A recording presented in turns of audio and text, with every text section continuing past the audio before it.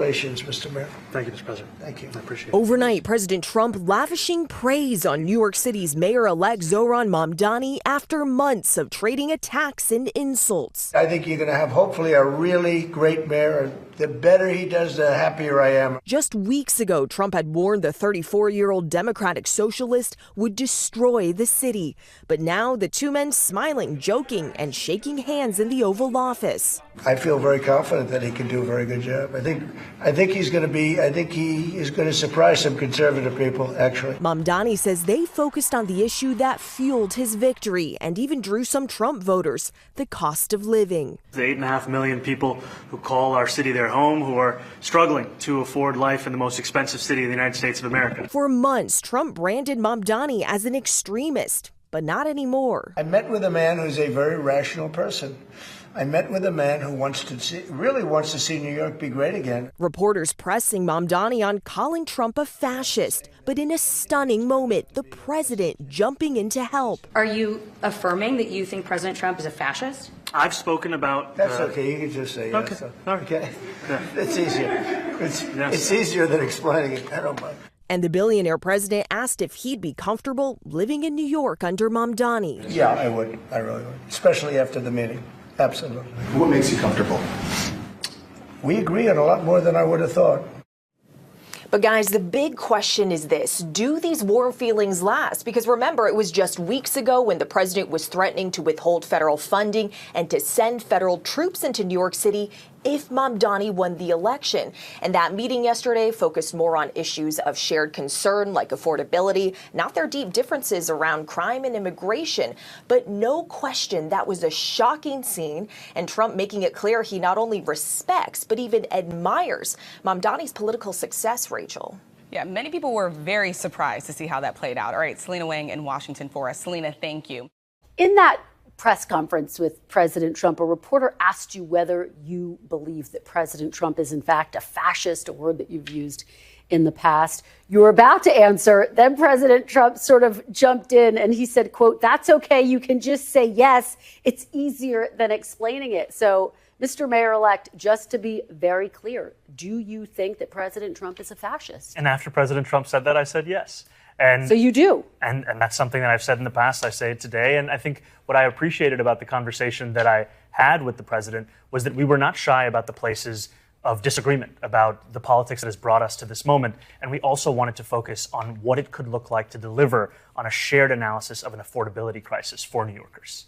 You've also said in the past that President Trump has engaged in a, quote, attack on our democracy. You've called him a despot. Do you still believe President Trump is a threat to the democracy?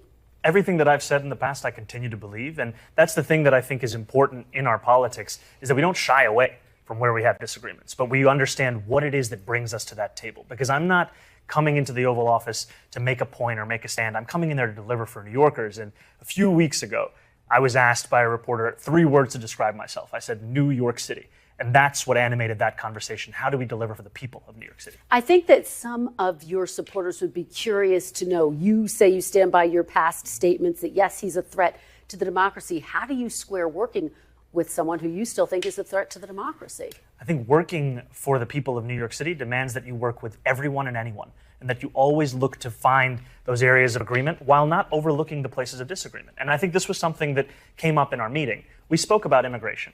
We spoke about the fact that in New York City, we have sanctuary city policies that allow for the city to work with the federal government on around 170 serious crimes. The concern for so many New Yorkers comes about anything beyond that. And I spoke about the importance of us being able to protect New Yorkers, and some of the incidents that we see, they do not do that. Now to the news that has rattled Washington over the last couple of days. Firebrand Republican Congresswoman Marjorie Taylor Greene announcing she will resign from her seat in January. The Georgia representative and longtime loyalist of President Trump has spent the last several weeks in a public feud with the president over the Epstein files, health care, and more. NBC's Julie Sirkin is at the White House with new details. Julie, good morning. Willie, good morning. President Trump on Saturday telling reporters here that he disagreed with Marjorie Taylor Greene's philosophy when asked about the Georgia Congresswoman's shocking decision to resign. The president claims she made the announcement, which caught him and House Speaker Mike Johnson by surprise, because she wouldn't have won her primary after he threatened to fund a challenger to run against her. MTG, as she's known, is leaving Congress on January 5th, and that means House Speaker Mike Johnson will soon have an even slimmer majority and even fewer votes to enact the administration's priorities. Hey out there, this is Buzz with TheSurvivalBuzz. Hope everybody's doing good this Tuesday night. Just a heads up, I'm probably not going to be uploading a video Thursday. It being Thanksgiving, got some family things going on. I've been trying to upload a video every few days now, stay active on YouTube, but it may not happen Thursday. I'll try to upload something as soon as I possibly can, but got a lot of family stuff going on. What is going on right now? What is going on in politics? I've been screaming from the rooftops for quite some time that politics are fake. Before Biden and Trump's little election thing, I was saying then, don't vote. It's all fake. It's all nonsense. And yet there were a lot of even influencers here on YouTube that were still eating this shit up, thinking that Trump is some kind of savior. He's gonna come in and drain the swamp for us. And well, I don't know about you guys, but it honestly looks like he's filling the swamp back up. Not that it was ever draining to begin with. And then now you have Marjorie Taylor Greene coming out saying she's resigning from Congress. This right after, I just made a video not long ago, my little night hike, talking about a lot of the Epstein things going on. These lists that are supposedly going to be released, and just out all the petters out there. And I honestly feel like somehow this is somewhat related to that. Maybe she knows a little bit more than she should. I don't know. I'm not a huge fan of Marjorie Taylor Greene or anything like that. Like I said, I think politics are just all fake. But and then now Mamdani and Trump are shaking hands like they're old buddies. Mamdani's still saying that Trump's a fascist. Mamdani's still saying that he is a democratic socialist, whatever that is. Like I've said on here before, it's just another pretty name for socialism, communism, whatever name you want to give it. It's not American. But yet they're shaking hands and they're acting like, oh, we're going to make New York great again and stuff. It's all theater, people. It's all theater. It's WWE wrestling. I mean, if you're watching this, I've done a few polls on here, and there are, believe it or not, people that are major Trump supporters apparently watching my channel, which I don't get it. But if you are and you're watching this, wake up. Wake the hell up. What is it going to take? This is Dog and Pony Show. This is WWE. Is it going to take Mamdani, body slamming Trump for you guys to realize this is all just part of the big show? Because that's what it is. It's all fake. And if you ask me, we all need to uprise and not vote anymore. What are you voting for? Is this what you're voting for? Is this what you're voting for? Our country to be flushed down the crapper slowly but surely? This country that once was great turned into a socialist democracy, whatever they want to call it. We're going to be no better than anywhere else. We're not going to be any better than Russia or anywhere else. If anything, maybe Russia's better. I don't know.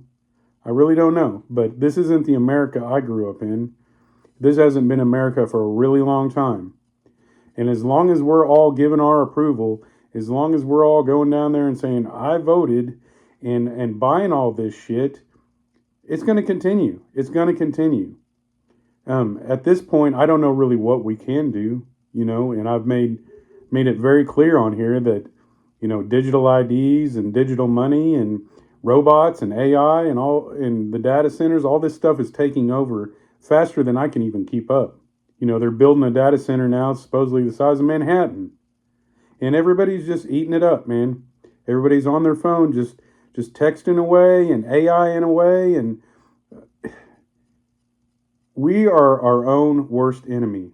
We are going to be our own demise.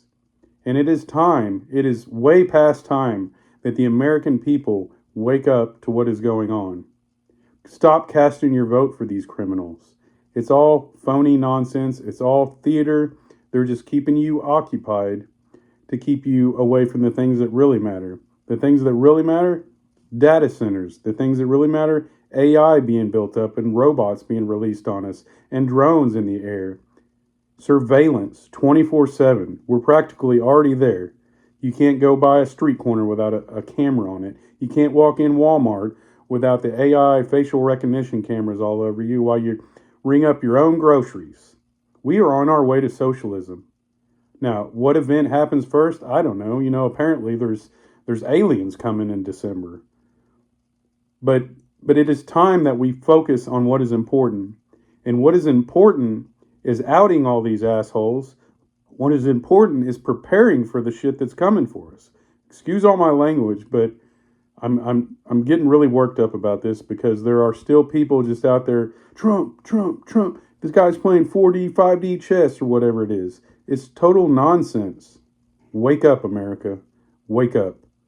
You better start preparing. You better start putting food back and figuring out what you're going to do when the mark of the beast comes, because it's coming quick. It's coming real quick. And along with all the physical things like goods and things to get prepared for all this nonsense when you're not able to buy or sell, you need to be preparing your soul. You need to be praying to the good Lord above every day, hitting your knees and praying for the nonsense that's coming if you want to stand a chance. All the naysayers that want to comment and things, I don't really care. I'll remove your comment. I'm up for a debate. I'm up for an argument even. But you want to come on here and attack my faith in God? Not going to happen on this channel. I'll just delete your comment. Time to wake up, everybody. Time to prepare your body, your mind, and your soul for what is coming just around the corner. God bless y'all, and I'll catch you on the flip side. Later.